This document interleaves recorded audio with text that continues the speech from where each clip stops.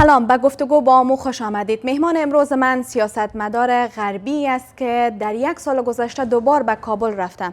بانو هانا نیومن عضو پارلمان اروپا با وجود عدم رضایت پارلمان اروپا از افغانستان دیدار می کند.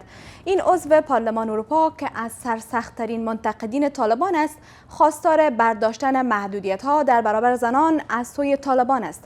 در این گفتگو از وی میپرسیم که چرا به کابل رفته بود و دستاورد این سفر چی بوده. Hannah Neumann, member of European Parliament, good to have you on the program, and thanks for talk to Amu. So you visited Kabul on your second visit in just 1 year. What did you see in Kabul? I was in Kabul last year, and I went back to Kabul this time, and maybe the most striking thing was really to see how these bans of the Taliban on women, be it about them not being allowed to go to parks or them not being allowed to work in NGOs, really puts them further out of the public sphere and really makes it very difficult for them to kind of exist and make a living in the country. Did you witness any changes in the city and in Taliban's policies? Going through the city, I had the impression that there is much more poverty in the streets. So more children, for example, that need to sell goods in the streets, more children that are severely malnourished. So that is something very concerning. Mm-hmm. Already last year, actually, there were very few women out there and often just accompanied by a man. So there was maybe not so much of a change, but clearly last year I was at the university. There were still women that were part of the university, either as teachers or as students, and all of that is over now. Okay, so did you manage to meet with the Taliban leaders, or did you success to meet them? Well, actually, I was not going to Kabul to meet with Taliban leaders. My intention was to meet with businesswomen who still try to make a living, to meet with women who work in the health and education sector, to meet with women in media, to meet with humanitarian NGOs. These were the meetings I had. I did not ask to meet the Taliban, nor did they ask to meet me. Okay, what did you hear from the humanitarian NGOs? So for the humanitarian NGOs, the ban for women really makes it difficult for them to work. I mean, in a gender segregated society such as Afghanistan, even before the Taliban, but much more now, a woman that brings a malnourished child, all the measurements and the interview has to be done by a woman. Otherwise, that child can't be taken care of. Mm-hmm. The same in the education sector. And I understand that because of these pragmatic considerations, a number of humanitarian NGOs had to adapt their programming to make sure that they can still support Afghans in the best way possible. In some provinces, this is possible, and there they continue to deliver. But in some provinces, it is really Taliban who put the life of thousands of people at risk because of their gender apartheid ideology, where it is unclear if they can continue to serve the people. Okay. Ms. Neumann, what do you think? Do you see any rift between the Taliban leaders in Kabul and those who are in Kandahar? Well, as I said, my focus really was not on meeting with Taliban. Mm-hmm. I understand that those in Kandahar make one decree after another that make it actually impossible to govern this country, that make it impossible for people in this country to survive in the future, whereas there are some who are a bit more pragmatic, who try to find a way around it. But this, frankly said, is a debate for the Taliban to have. For me, it is to support those, especially women, that want to continue to live in peace and dignity in this country. Okay. As you said that you were in Kabul, did you get to meet with the people as well? Can you repeat that question because I did not understand it? Okay. You said that you were in Kabul. Did you get to meet with the people as well?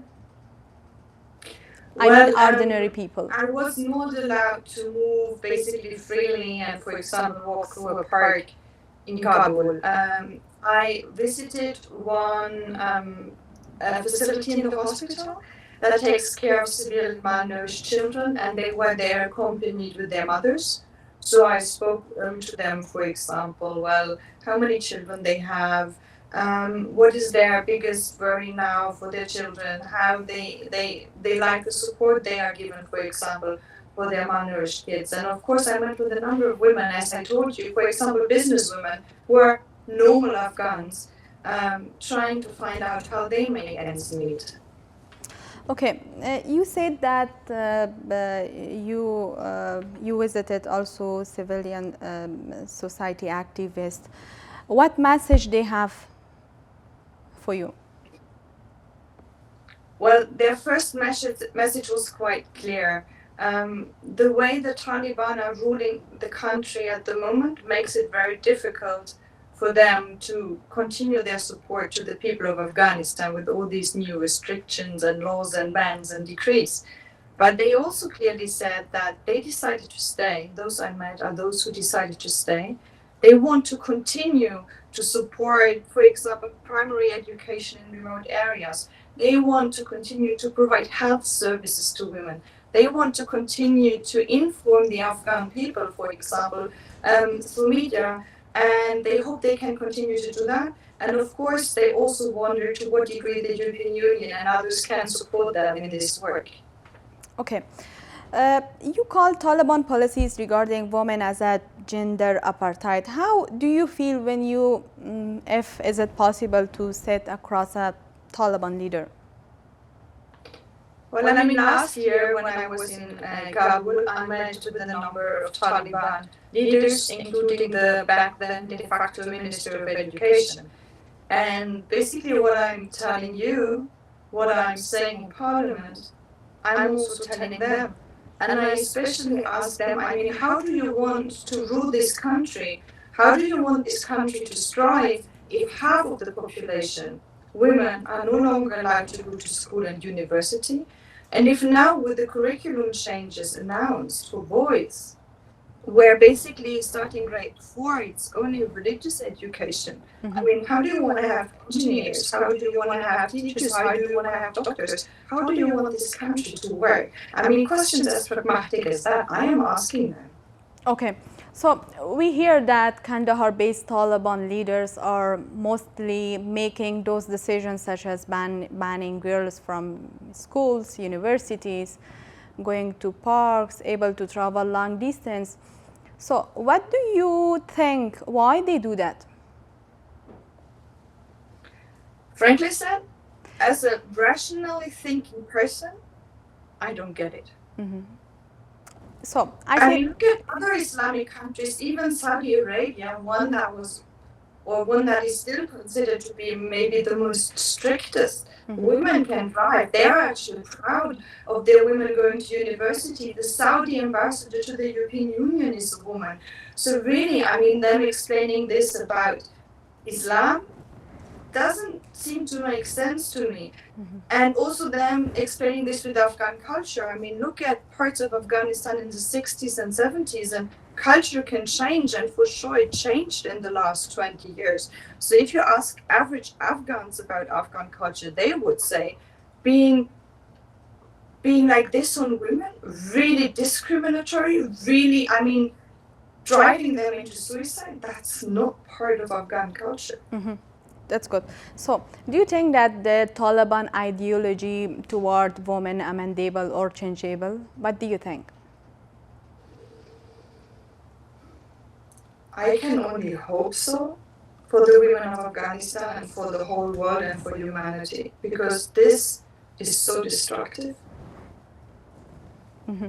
Yes. So, so we are witness that what is going on in Afghanistan, in Kabul, and other big cities. So, what do you think? How the world should deal with the Taliban? Well, this is clearly, I mean, not an easy question, because first of all, we have to continue to be very clear to not normalize what the Taliban do, to clearly name it as what it is, gender apartheid, and driving a country into deep poverty. It is key that, well, no one's going to recognize the Taliban. Recognition is off the table. Recognition wasn't even on the table when they took power August 15 and made all these wonderful promises. And since then, things are just getting worse and worse and worse. On the other side, we need to accept, as painful as it is and as much as I hate it, that they are in power right now. So we have to find ways and means to deal with them, to talk to them, for example, to make sure that humanitarian aid continues to deliver, to send our message that girls should go to school. So yes, we have to find maybe more constructive ways to talk to them, but we should never recognize them.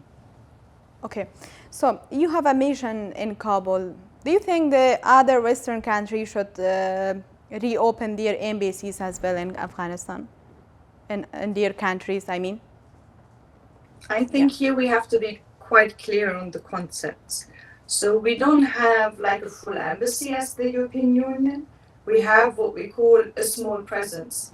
So we don't have an ambassador in Afghanistan. There's just the deputy ambassador, and there are 3 or 4 more staff members. So it is just a very small, let's say, office unit that is trying to make things work, for example, when it comes to humanitarian aid and other projects, but also conveying messages from the whole of the European Union to the Taliban and backwards. So it's quite an operational setup, not meant to represent, in big terms, anything. It could be worthwhile for the member states to have the same operational setup, but I don't think we should go back with full-blown embassies. Okay, good. So we are witness that some countries, they are opening their embassies in their countries from the Taliban. So wouldn't it contribute to the Taliban legitimacy? To my knowledge, there is one of the, let's say, traditional Western countries that is so far opening an embassy there. For neighboring countries such as Pakistan or Turkey, who have an embassy there, maybe this is also due to more pragmatic considerations. If for them it means recognition or not, I think you have to ask them. Okay, good. So let's come and talk about the connection of the EU with the Afghanistan right now with the government. So do you see any signs of closer ties between the EU and the Taliban? Frankly said, no. There is just one layer of frustration after another layer of frustration after another layer of frustration. Just with every ban making life more difficult for women, but also really crashing down on such things as media freedom. We are growing further apart. We are just having pragmatic talks over issues such as how can we deliver humanitarian aid to the people despite all these crazy Taliban ideas, but we are not growing closer at all. Okay. What if the Taliban do not open girls' school for another 1 year? Well, then we will continue to tell them that we think this is very unwise for the future of the country and that this goes against all international law. And I mean, Afghanistan is the only country around the world that bans girls from going to school. So it really is a very unique, strange and crazy position. Okay. So let's talk about the dealing of the world, especially EU with the Taliban, as you said as well in another question. But what do you suggest that the world should do with the Taliban, the Western world in particular? What do you think? Well, there's clearly no easy answer. If I had the golden key to solve the issue, I would have solved it already. So as I told you, recognition is on the table. We have to talk to the Taliban, but it is key that it is not just us talking to the Taliban, but that we need to include the diversity of the people of Afghanistan, starting with women, starting with minority groups such as the Hazara or the Tajik, and include them in these talks, because the Taliban need to clearly understand that they may have won the war, but they are by far not representing the whole of Afghanistan, and eventually they will have to find ways and means to include this diversity of voices in their way of governing the country if they want to be successful and accepted. Okay, so what do you think, how serious is the humanitarian crisis in Afghanistan? The humanitarian situation in Afghanistan was varying for many, many years, but in comparison to 2 years ago and last year, it is getting worse every year. The economic is clearly in downfall. The country is looking at ever-growing effects of climate change, especially droughts, where there's just not enough water anymore, where few things grow, and I mean, all businesses have left. There is a financial crisis. I'm very worried for this year. When I was in Kabul, I visited a hospital where they take care of severely malnourished children. And on the day that I was there was the first day that they had to send children who are, I mean, threatened with death, who are in urgent need of support. They had to send them home because their capacity was just full. Okay, so you visited with the people and you were in Kabul in just 1 year in 2 times. So do you see any hope in their eyes of people? Is there any hope? Well, I would say I see a lot of resilience in the eyes of the people, saying we decided to stay, we're going to pick up the fight with the Taliban, we survived them in the 90s, we're going to survive them this time again. So not necessarily hope, but the determination to make it nevertheless. So let's talk about the aid and also some donations from the side of EU in Afghanistan. The EU has been one of the largest donors in Afghanistan since the Taliban take over. How is the fund being used and how much do you pay? It is quite clear as the European Union are there to support difficult times. So most of our support goes to humanitarian aid. So it goes to just making sure people don't starve to death. It goes to education where that is still possible. In large parts of the countries we had to stop because there's this ban on girls' education. It goes to health facilities. So this is the focus of our aid, and indeed I think the largest part of the humanitarian aid that is being spent in Afghanistan comes from European countries. So how you are monitoring the spending of the money and the aid of money in Afghanistan? Well, I mean, this is an established system of monitoring that we have all over the world, where clearly in the beginning of any humanitarian project, you do a baseline assessment. So you try to find out what are the needs of the people, who are the most vulnerable, which is the best way to cater for their needs. Then you do the implementation. In the course of the implementation, you check if the situation is improving, if the aid really goes to the people who are most in need. And then in the end, you do a final evaluation and you see what are the lessons learned. In Afghanistan at the moment, organizations are adapting this scheme a bit to also see to what degree, especially we are still able to cater for the needs of women and girls who are often the most vulnerable. But given the new decrees of the Taliban, it is sometimes a bit more difficult to support them. But wherever we can continue to work in line with the humanitarian principles, we continue to do so. Yes, but in the last report of the SIGAR, John Sepko, head of the SIGAR, told that the Taliban abusing the money. So what do you think? There are indeed reports that some of the money is used by the Taliban. I can only say that for the humanitarian aid that the European Union funds and the monitoring that comes with it, we don't have any indication because we don't send the money through the Taliban. It goes directly to international organizations and they deliver the food, for example, in the field, or they pay the nurses. So we don't have indications at the moment that our aid is diverted. Okay, so how you make sure that the aid's secured from the Taliban influence? Well, as I just explained, we send the money to international organizations. That could be like Action Against Hunger, it could be directly to the UN, it could go to Oxfam, I mean, all these organizations who are there. And they then go to the field and they give out like the money, for example, like the petty cash directly to the families, or the baskets of rice directly to the families. They pay the nurses, so there is just no way that it has to go through Taliban. So it goes directly, basically, from our accounts to the people. So let's talk about this, that how this aid can be reached to the people. So can aid be reached the population in need without Taliban involvement? What do you think?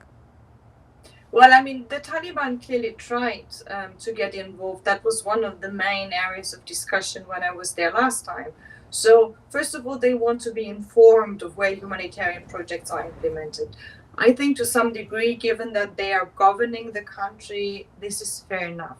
But it became quite problematic when they requested, for example, for certain staff to be hired that is a Taliban, or when they wanted to interfere in the beneficiaries list, to dictate to the organizations who should actually get the aid. But the reports that we get from the organizations is that wherever they manage to resist such interference, so wherever they can implement independent of Taliban, they continue. That's what I meant when I said wherever we can work according to humanitarian principles, which is also objectivity and neutrality. So where we can resist Taliban interference, we work. And I think more and more they hopefully also try to understand that. Okay, let's talk about the dealing of the war with the Taliban. So what's your message to other Western leaders when it comes to the Afghanistan? Do you think Afghanistan right now is being isolated? Well, the first message is let's not recognize the Taliban. And the second message is we may not have an answer right now to the many problems that we see in Afghanistan and the many problems we have with the Taliban. But this should not mean that we stop to care and we stop to engage. We should not turn our back on Afghanistan. We should continue to support the people of Afghanistan, and we should follow very closely what is happening in the country. So are you thinking to return Afghanistan in coming future, I mean? Well, I hope I will be able to return soon. I'm wondering how much longer the Taliban will give me visa, but as long as they give me visa, I will come back. So do you think that the other parliament members also decided to go to Afghanistan and visit from the near? I think so far, since the withdrawal, at least when it comes to the European Union and the US, I'm the only member of parliament that has been, but I hope that others will follow as well. So what is your message for the women of Afghanistan? We know it's difficult, but we hear you, we see you, and wherever we can, we stand by your side. Thank you so much, Ms. Hannah Neumann, member of European Parliament. Thank you so much for your time. Thank you for having me. Thank you.